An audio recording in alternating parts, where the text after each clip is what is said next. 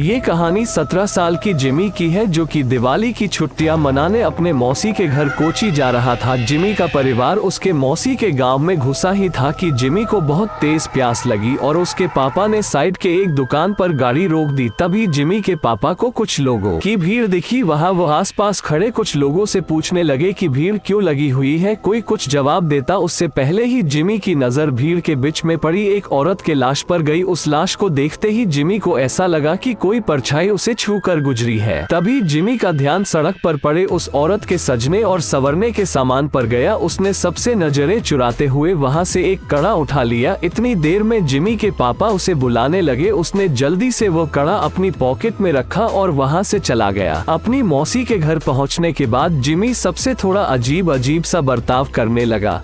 उसके घर वालों को लगा कि वो उस सड़क पर लाश को देखकर डिस्टर्ब हो गया है, पर जिमी का ध्यान अभी भी उसके पास रहे उस कड़े पर था। वो अपने कमरे में शीशे के सामने उस कड़े को पहनकर देखता और मुस्कुराता रहता। एक दिन जब जिमी अपने कमरे में उस कड़े को पहनकर खड़ा था तो उसका मन किया कि वो पूरी तरह लड़की बन जाए। वो अपने कजन रिचा के पास गया और उससे उसके सजने संवरने का सामान मांगने लगा। फिर जिमी अपनी मौसी के कमरे में गया और वहाँ से उनकी साड़ी और लिपस्टिक उठाकर ले आया। वो तैयार हो ही रहा था कि जिमी के पापा उसके कमरे में आ गए। जिमी को देखते ही उसके पापा उसे खूब डांटने लगे। जिमी ने रोते हुए कहा कि वो लड़की बनना चाहता है। ये सुनकर उसके पापा बेहद गुस्से में आ गए और उसे बुरी तरह पीटने लगे और उसका कमरा बाहर से बंद करके चले गए। जिमी अपने कमरे में बैठकर जोर जोर से रोने लगा कि तभी अचानक उसे दीवार पर लड़की की एक परछाई नजर आई और धीरे धीरे वो परछाई उसकी तरफ आने लगी।